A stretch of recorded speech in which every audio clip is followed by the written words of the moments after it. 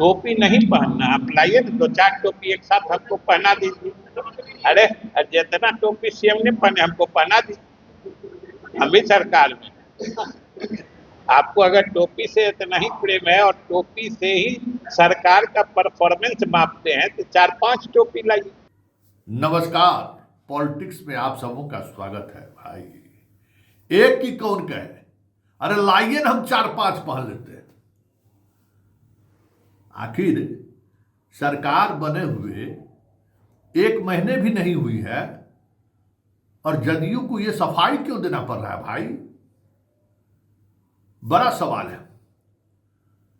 आखिर बिहार के मुसलमानों को और देश के मुसलमानों को जदयू क्यों आश्वस्त करना चाहती है कि बिहार में कुछ भी नहीं होने देंगे? बिहार में जो सरकार चल रही है वो नीतीश के नक्शे कदम पर चल रही है और 3C करप्शन, क्राइम और कम्युनलिज्म से समझौता नहीं। और कम्युनलिज्म का मसला आया तो और ऊंची आवाज में, कदापि नहीं। आखिर हुआ क्या है? सरसरी निगाह से तो ऐसा कुछ भी नहीं लगता है कि सम्राट चौधरी के मुख्यमंत्री बनते ही बिहार में भगवाकरण की कोशिश शुरू हो गई हो। अभी नाम भी बदलाया है, तो संजय जैविक उद्यान का नाम बदला है। संजय गांधी से जुड़े हुए 2 नाम बदले गए हैं और कोई ऐसा तो बख्तियारपुर का तो नाम नहीं बदलाया है। तो फिर ये सवाल क्यों?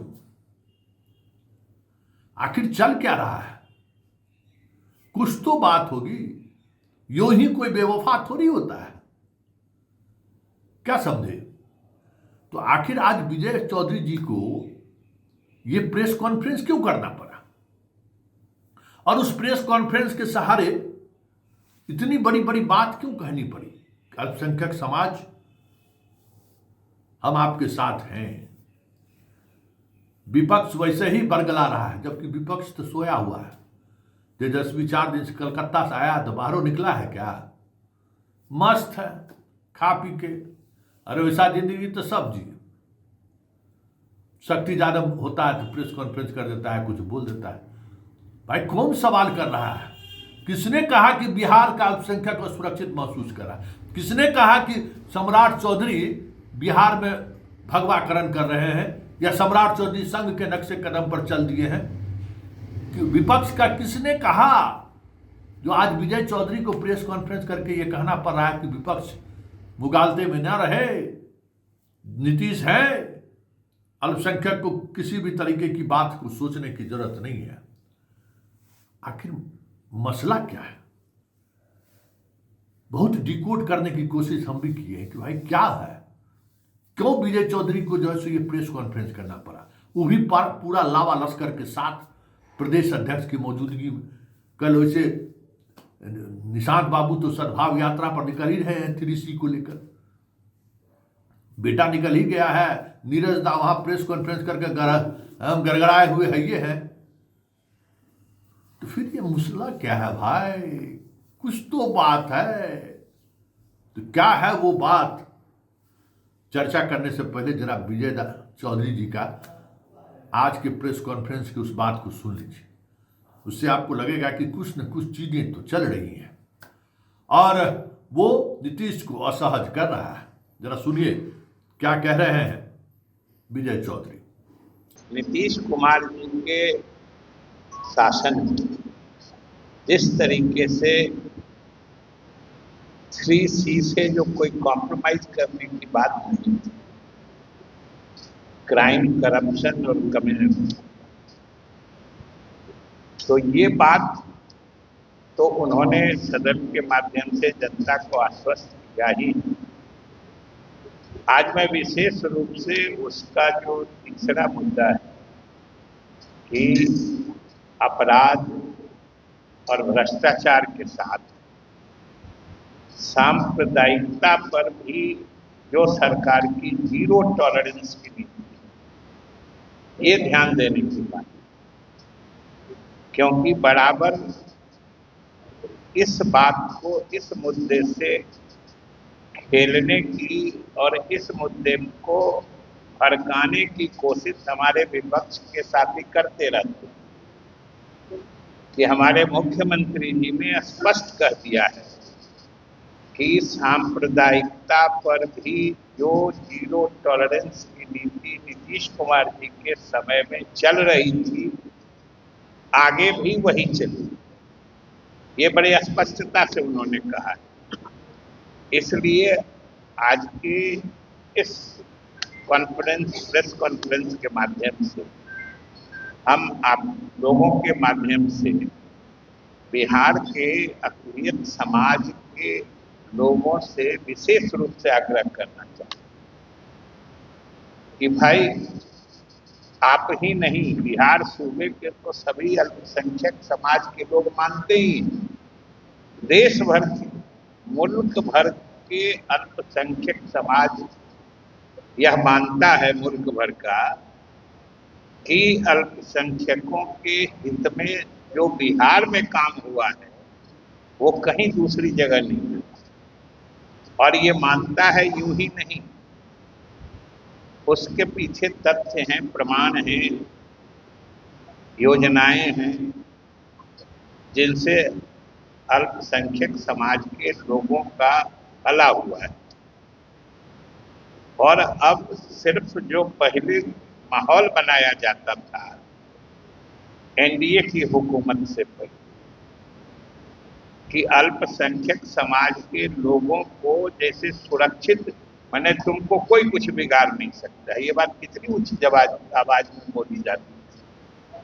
जैसे लगता है कि अल्पसंख्यक समाज के लोगों को सिर्फ समाज में कोई मारे नहीं, उनका इतना ही अधिकार, उनको आगे बढ़ने का अधिकार नहीं है, उनको तालीम हासिल करने का अधिकार नहीं है, उनको नौकरी में जाने का अधिकार नहीं है, उनको तालीम याफ्ता बना के सरकारी नौकरियों में पहुंचा के उनकी माली हालत सुधारा जाए। ये न सरकार की नीति होती है। लेकिन आप याद कर लीजिए, और मैं चुनौती के साथ कहता हूं कि एनडीए की हुकूमत बनने से पहले याद कर लीजिए जो पीछे के शासनकाल थे दोनों खंड में, कि कभी उनकी माली हालत सुधारने का कोई मंसूबा यानी योजना नहीं तैयार किया जाता। सिर्फ हमारे रहते तुम्हारा कोई कुछ नहीं बिगाड़ सकता। और ये जान लीजिए कि अगर ये बोलने की जरूरत पड़ी, कहीं न कहीं कुछ पेच है, कहीं न कहीं कुछ गड़बड़, कहीं न कहीं सियासत। क्योंकि जब पूरे सूबे में अमन चैन शांति रहेगी तो फिर किसको कहाँ कोई मार रहा है। जब किसी को कोई मारने वाला नहीं है, कोई मार नहीं रहा, तब अगर कोई अकारण बोले जा रहा है कि अगर तुमको कोई मारेगा तो हम खड़े हैं तुम्हारे लिए, ये तो खोखली मानसिकता है, बहकाने की मानसिकता है। तो आपने सुना, कार्यक्रम की शुरुआत में हमने टोपी वाली बात सुनाई आपको। प्रेस कॉन्फ्रेंस में जितनी बातें उनको कहने थी उन्होंने कह दिया। अब सवाल उठना लाजमी है कि अभी तो मंत्रिमंडल में विस्तार नहीं हुआ है, 3 गो तो मंत्री है, एगो मुख्यमंत्री अपने हैं, 2 गो उप मुख्यमंत्री हैं। कुछ तो ऐसा हो नहीं रहा है, ना ही कुछ ऐसा कुछ हुआ है। तो आखिर इस बात को लेकर क्यों ये चीजें चल रही हैं? क्या सम्राट चौधरी का रोजाना सत्यनारायण भगवान का पूजा पाठ करते हुए तस्वीर, कभी गणेश चतुर्दशी का पूजा करते हुए तस्वीर, कभी सत्यनारायण भगवान का पूजा करते हुए तस्वीर, मुसलमानों के मिलने के दौरान टोपी नहीं पहनना, बोधगया जाकर मठ में बैठकर रामधुनी करना, सोनपुर घूमना, बैजनाथ धाम घूमना, हनुमान मंदिर घूमना, तो ये जो रोजाना जो तीर्थस्थल घूम रहे हैं, ये तो वजह नहीं है। क्योंकि देखिए, सब कुछ परसेप्शन का खेल है, इसमें कोई दो मत नहीं है कि सम्राट चौधरी जब से शासन संभाले हैं तब से ये चीजें ऐसी चल रही हैं जैसे लग रहा है कि वाकई में ऐसा नहीं है कि नीतीश कुमार पूजा पाठ नहीं करते थे, दुर्गा पूजा में निकलते ही थे, छठ में निकलते ही थे, हर समय निकलते थे, लेकिन कुछ इस तरीके से नहीं प्रकट करते थे कि टीका लगा रहे हैं, पूरा सत्यनारायण भगवान के कथा में बैठकर पंडित जी के साथ मंत्र उच्चारण कर रहे हैं। ऐसा कभी तस्वीरें सामने नहीं आई। तो क्या इस तस्वीर से जदयू असहज है? लेकिन वो कह नहीं सकता है वे पूजा पाठ क्यों करते हैं, और ये असहजता कहीं न कहीं उन्हें लग रहा है कि इससे अल्पसंख्यक नाराज हो रहे हैं। बड़ा सवाल है, और ये सवाल कहीं न कहीं संकेत है कि सरकार में सब कुछ ठीक ठाक नहीं चल रहा है, या फिर सरकार जो चल रही है, सम्राट उसके मुखिया हैं, उनके लिए भी ये बैलेंस बनाना मुश्किल हो रहा है। संघ का एक अलग दबाव है, जदयू का भी दबाव है। आज के प्रेस कॉन्फ्रेंस से तो साफ जाहिर हुआ कि जदयू इनको फ्री हैंड देने को तैयार नहीं है। जदयू किसी भी ऐसे मुद्दे पर कंप्रोमाइज करता हुआ दिखेगा ऐसा लग नहीं रहा है। यह संकेत भी उन्होंने दे दिया है। साथ ही उन्होंने ये भी संकेत दे दिया है कि नाम बदलने उदलने वाला जो बात है उस पर कुछ इस तरीके का संकेत न जाए। मतलब जदयू नीतीश के सहारे बिहार के शासन व्यवस्था की जिस नैरेटिव को लेकर 20 वर्षों से वो चल रहे थे, जदयू उसमें किसी भी तरीके के बदलाव को स्वीकार करने को तैयार नहीं है। आज की इस प्रेस कॉन्फ्रेंस से ये साफ जाहिर हो गया। और सम्राट इस तरीके के गेस्चर से परहेज करे जिससे कहीं न कहीं सेकुलर गवर्नमेंट की छवि थोड़ी प्रभावित हो रही है। पूजा पाठ सब कुछ व्यक्तिगत स्वतंत्रता है, आप अपना खूब पूजा पाठ कीजिए, लेकिन उसको सार्वजनिक करने से बचिए।